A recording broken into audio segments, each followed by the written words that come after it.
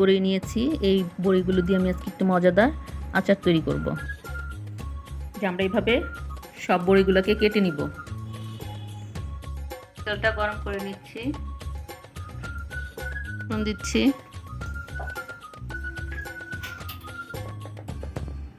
সামান্য হলুদের গুঁড়া, ভাজা ধনিয়া গুঁড়া,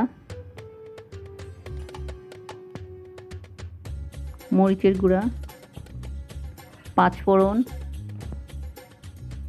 চিনি অল্প দিব কারণ বড়িগুলো এমনিতেই মিষ্টি থাকে, সিরকা, স্বাদ মতো লবণ, সব একসাথে ভালো করে আমরা কষিয়ে নেব।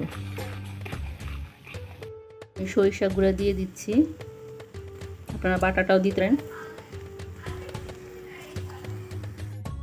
মশলাটা হয়ে আসছে, এখন আমি বড়িগুলো দিয়ে দিচ্ছি।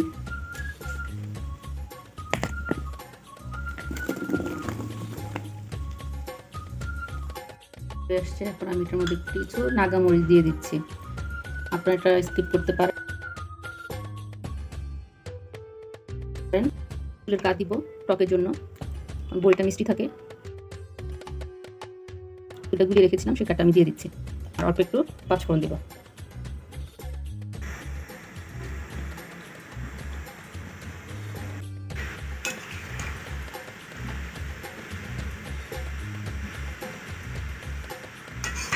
এই হয়ে গেল মজাদার আপেল বড়ি দিয়ে আচার। একবার আপনারা করে দেখবেন, আসলে খেতে খুব ভালো লাগে। শেষ হওয়ার আগে তৈরি করে ফেলুন এই মজাদার আচারটি।